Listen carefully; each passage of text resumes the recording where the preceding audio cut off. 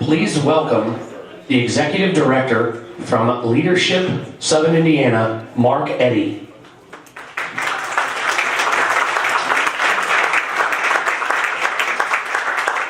We're really excited to have you here tonight for our Indiana State Forums. This is our second time that we have done this. 2010 was the last attempt, but we were also in between there. We did the mayor races in 2011. We just finished the sheriff's races not here about a month, 2 or 3 weeks ago. Had a great opportunity. Part of our mission of Leadership Southern Indiana, being a nonprofit organization, is to try to get information out to our community. And we want to make sure that people are informed about what's happening in our community and actually get a chance to actively engage our leaders. And that we feel like this is an opportunity for you to do that. And this is going to be recorded. So if somebody wants to, you felt like somebody should have been here tonight to see it and then they don't get a chance, they can go to our website at leadershipsi.org or to the News and Tribune, and they'll be able to watch that. Now, it might not be on there right after the event, so give it a day or so, but it will be there. So we're excited to have this opportunity. I want to take time to thank our committee, and I'm not sure if they're in here or in the hallway, but Brad Kruger, are you here? In here? He's out on the hallway. I want to thank Brad Kruger and Jason Emily, I know, is here, and Catherine Sherrard, I believe, probably there in the back, and several others who have worked hard on our committee. And also want to take time to thank Ken Johnson down here, who's doing our timekeeping for us tonight, for all the work they put into making this a possibility for you to listen to the candidates tonight.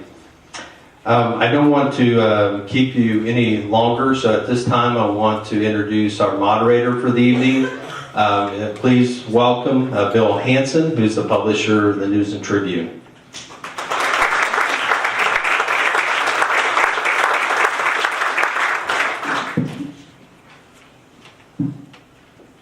Good evening.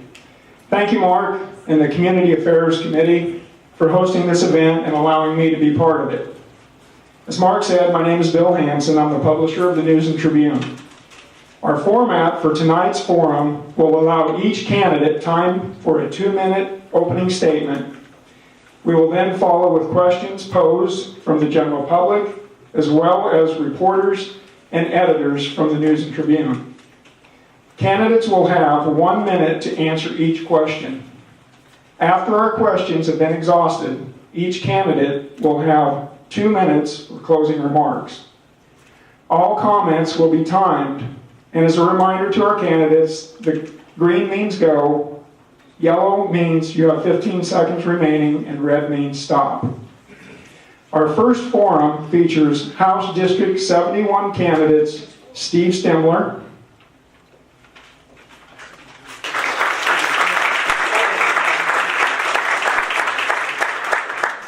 and Russell Brooksbank.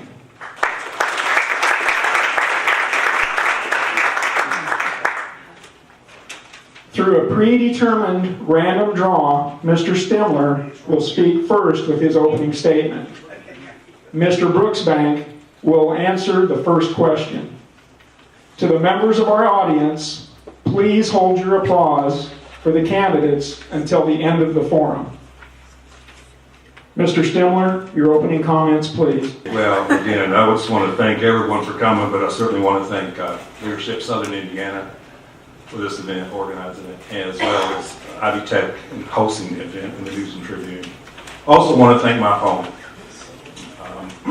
You've often heard me say that I don't feel that any one person has all the answers to what's in front of us in our state. No one party has all the answers. But I think collectively, with more ideas that we have out and shared, we can certainly address all the issues and become the best that we can be.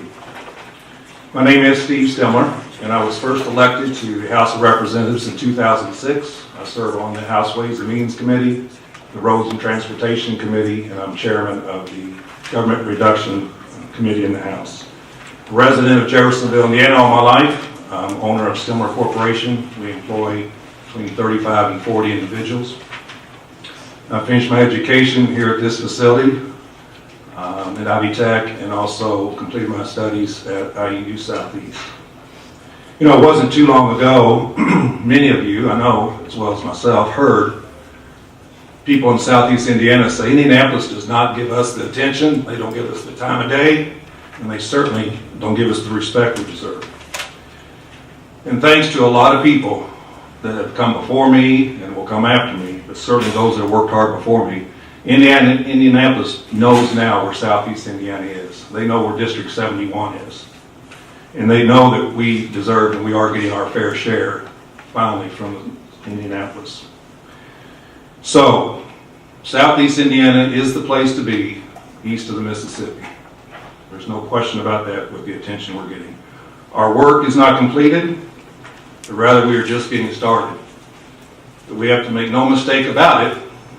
We only have one chance to really do it correctly and do it right. We need Thank reliable. you, Mr. Stemler. Thank you. Mr. Brooksbank.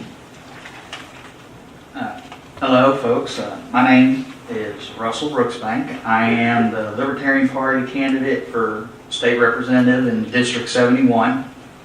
I also want to take time to thank LSI for putting on this candidate forum and Duke Energy for sponsoring it. But most of all, I want to thank all of you, each and every one of you. Everyone that's here tonight and everyone that's going to view this later on YouTube or read about it in the News and Tribune. The Republican form of government that we're guaranteed in our Constitution requires two things to work well. The first and most important is a citizenry that's willing to get informed about their candidates' positions and get involved in the election and governing process. And by being here tonight, you are doing your part, and for that I thank you. The second part is electing representatives who are willing to sacrifice their time and their talent in order to secure our rights. It's my hope that by the end of this forum, you will understand that I am indeed willing and able to perform that task. I'm not going to promise you polished political responses, answers to your questions, but I will promise an earnest effort to answer everything to the best of my ability within the time allotted. Thank you. Thank you. Mr. Brooksbank, it seems as though politicians at the national level are often out of reach to their constituents back home. That leaves the people apathetic to politics in general. If elected, how will you stay in touch with your constituents and let them know that their voice matters? I will hold town hall meetings. I will hold forums. I have a Facebook presence. I have an email address. I have a cell phone. I will give out my cell phone publicly, and anybody can call me at any point in time, ask me anything, and I'll do my best to help out. Thank you. Thank you. Mr. Stemler. One of the most important aspects of being a representative of the people is to be available and accessible to hear from them and their constituency. Since I've been in office in 2006, every year I hold two events. I hold an event in November of each year. It's a session preview for the community. We talk about the upcoming issues that are going to be debated and talked about. And then in April, after the session is concluded, I have another event where we give a report on the session and what has transpired, what actually has become law, and the issues that are important. I regularly have people stop by my office. One of the things that I continue to strive to do is to be available to people, and with the rule I have is to try within 24 hours to return every phone call that's placed. So my intention is to continue to do that and be available to any constituent. Thank you. Mr. Stemler. Indiana currently has a $2 billion surplus. If the state were to set aside half of that amount to improve the quality of life in Indiana, what would your personal priorities be in spending that money? We have roughly over $2 billion surplus, and that is an ongoing debate constantly in the legislature. How much is enough? And I think any prudent person would understand and know that you have to keep some type of reserve rainy day fund. As a member of the Ways and Means Committee studying the budget for the state of Indiana, our budget is roughly about around $30 billion for a 2-year budget. Out of that, education takes up close to 60% of that, just a little south of 60% of it. But it takes about $40 million a day to operate the state. You can imagine that. I think a prudent level is at least $1 billion in reserves that we need to reserve for a rainy day. That leaves about $1.1 billion left. I think we need to look at continuing to backfill some of the cuts that have been made in education and early learning, childhood early learning, and also I'd like to say our aging infrastructure. We've got to address some of the costs that our aging infrastructure is falling behind on. Mr. Brooksbank. In my opinion, any surplus needs to be returned to the people. Like Steve said, of course we do need to have some sort of rainy day fund, as any household would need, to cover bills just in case. But I believe that the best thing for our economy is to return that money back to the people, and that will improve quality of life. And that's what I would do. Thank you. Mr. Brooksbank, what do you see as the 2 biggest concerns or projects right now in our area that the Indiana General Assembly needs to address or be involved with? The 2 biggest projects I would say would be, of course, River Ridge and, and the infrastructure leading to that and throughout our community. It's my opinion that the best way for us to expand things at River Ridge is to get the government out of the way and have the government stop picking winners and losers. And we need to make room for the little guy, for the small guy, and by giving the big breaks to the big corporations, that's just wrong in my opinion. The government needs to level that playing field. Mr. Stemler. There are a number of issues. It's awful hard to just say 2, but again, we have so much activity and so much opportunity, but to narrow it down to 2 is very difficult.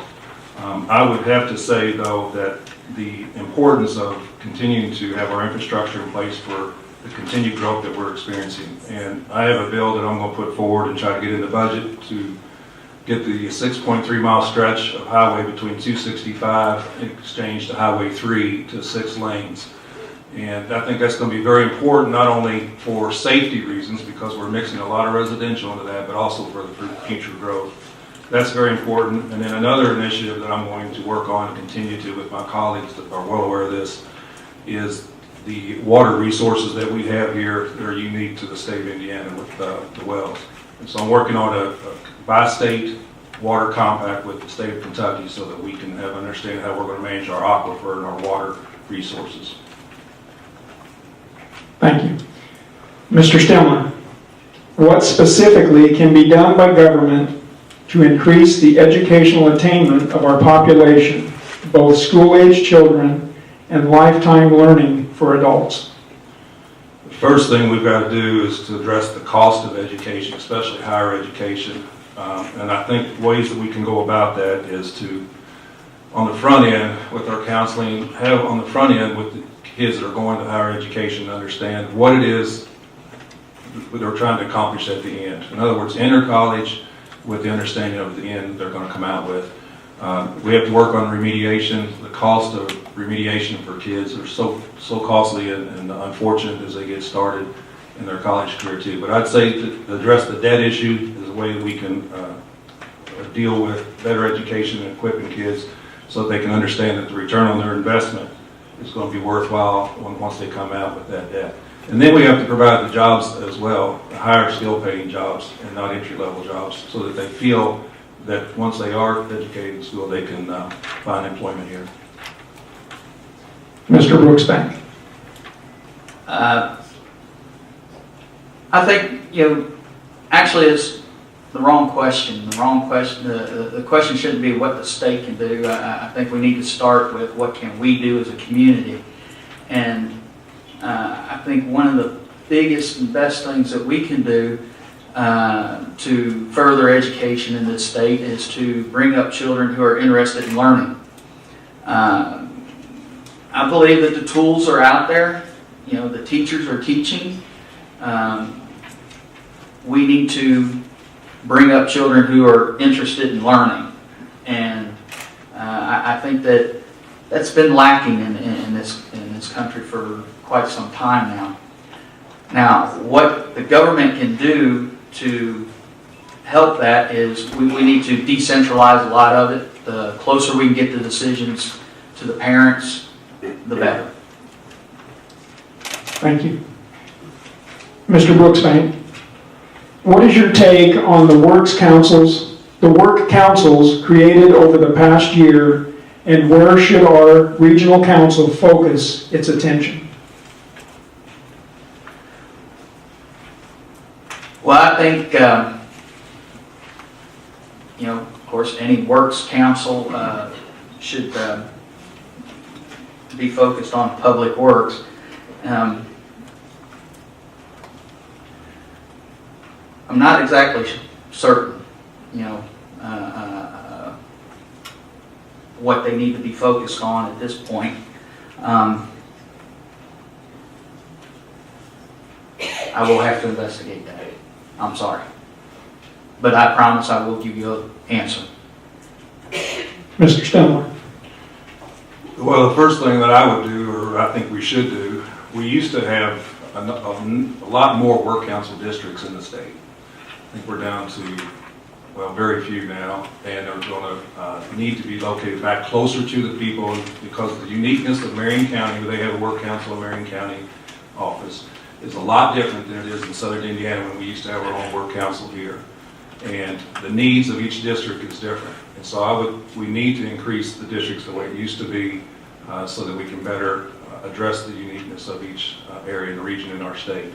Now, having said that, you have to work in collaboration with the schools and the individuals that are coming out so that your goal is to have the same product and skill levels taught to the students as they come out. So you'd have to have more collaboration with the frontline people, but also we have to have more district councils in areas that are unique in their environment. Thank you. Mr. Stemler, Governor Pence recently declined to pursue $80 million in potential federal funding for pre-K education. Do you think that was the right move, and why? Well, I don't think it was the right move, and I'll tell you why. Funds are hard to come by in any respects. There was no promise or guarantee we were even going to get that funding. It was an opportunity. We were more or less invited to participate. Now, one of two states that were invited to participate and submit. The governor himself had his own administrative officials working on this for a number of weeks and months, I would say. And I know that the comment was made that there was possibly strings attached to it. We don't know what those were, if they were. And so I think, not knowing the details of it, it's hard to just say we don't want to have that. And the results are clear that when you invest in young people early, in early education, the rewards are tremendous in terms of their future and getting them started on the right foot. And we have to invest and start there and also continue to address a lot of other ills that we have. So I think it was a mistake, and we certainly hope you'd reconsider it because I believe that it's been extended even further than it was from yesterday. Mr. Brooksbank. Well, this is one area where we differ. I believe it was the right move. And the reason I believe it was the right move is, you know, the states have become addicted to federal money, and we need to break that addiction. That doesn't mean that we can't have quality education here in Indiana. That just means that we need to figure out ways to do it without their money. I'm an advocate of state rights, and I think that the more times we take money from the federal government, the more they get to put their hands around our necks and say, no, you have to do it this way. And I think that we Hoosiers can decide for ourselves what we want to do, how we want to educate our children, and what speed limit we want on our highways. Thank you. Mr. Brooksbank, would you pursue legislation which would give Hoosiers a break on tolling as it relates to the Ohio River Bridges project? Please explain your stance. Yes, I would. Actually, I don't agree with the whole tolling altogether. I believe there is money available enough to build our bridges. And you know, if we can't do it without putting up toll booths, then it shouldn't be done. So that's my take on the matter. Mr. Stemler. Well, I just heard a moment ago that we don't need federal help. And if we didn't get some federal help, we would be paying a lot higher tolls than what we are going to be paying anyway. But let me say this.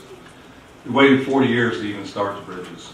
And we can't unilaterally, on our own, change the agreement with the state of Kentucky. But what we can do, to answer your question specifically, in the legislature, is come up with creative ways of trying to mitigate the impact on the frequent users in this area. And yes, to answer your question, one of the ways that I would support doing that is looking for credit on perhaps income that individuals make here in the state. And if you have a $500 bill for tolls, you can put that on your Indiana income tax and get a credit perhaps.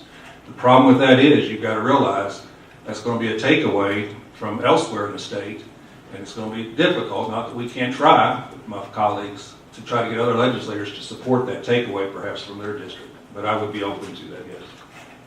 Thank you. Mr. Stemler, would you support legalization of marijuana in our state? Why or why not? Well, as most things in this country, it comes from the East Coast or the West Coast, and we finally migrates to the Midwest, and it's coming. I tell you, I've received a number of calls and sat down with individuals on the medical side of the use of marijuana, and have been convinced that I would be open-minded to the use for medical marijuana and the help that it helps certain individuals. I am not a proponent and would not be supportive of recreational legalizing of marijuana. I know that there are some that think there's tax revenue there to be gained if we legalize it. I'm not in that camp. I think that it's going to come down to a matter of how you control it and dispense it on the medical side of it. And my position at this point would be to explore further the medical uses on a very strict basis and disbursement of it and control of it. Mr. Brooksbank. I wholeheartedly support the legalization of marijuana in the state of Indiana and across the country for that matter. I do not believe it's the government's business to tell me what I can put in my body, what I cannot put in my body. Will I use marijuana personally? No. But I don't think it's the state's right to tell me what I can and cannot do. If we look at history, we see prohibition does not work. I think we might have learned that lesson, when we got rid of alcohol. And what did that bring up for us? So I don't think that it should be prohibited. Thank you. Candidates, that was our final question. We're now going to move into closing remarks, and we will begin with Mr. Brooksbank. We have 2 minutes. Thank you.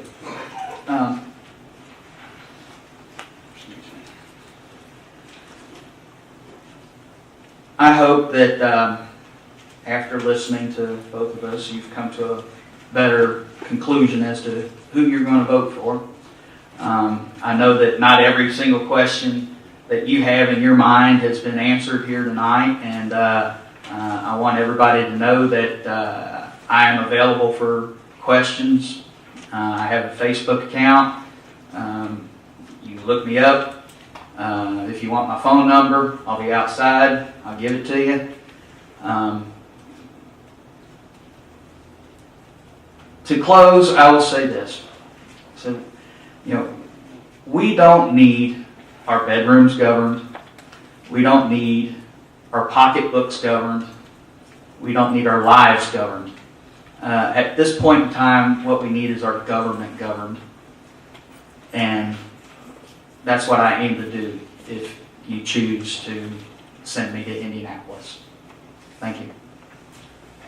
Mr. Stemler. Well, thank you again, Bill, and Russell, thank you again for agreeing to this. Tonight you've heard a variety of issues that may come before us the next 2 years in the legislature. I said in my opening comments that I do not feel that any one person or any one party has all the answers. I really believe that. But I do think collectively we can accomplish what's in front of us. But in order to do that, you've got to have a representative that is willing to listen to other views and opinions and thoughts and put politics aside, put egos aside. And I believe that my record, if you look at my record and if you look at my service since I've been in the legislature, that I am that type of representative of the people and for you to be able to do that. My service has been one of accessibility, reliability, and I think dependability. And I can give you my word that if you send me back to Indianapolis, that I will remain on the job every day. Even if I'm the only one there, I'll be glad to stay on the job. But our work is not done, as I said earlier. And we really have unbounded opportunity in Southeast Indiana. And we cannot, and we must not slow our progress down collectively. And so I want to thank all of you for coming tonight. I want to thank those that have supported me for the past 7.5, almost 8 years now. And certainly would ask for your vote on November the 4th. And continue to share your thoughts with me and tell me how we can improve the state of Indiana together. Thank you very much.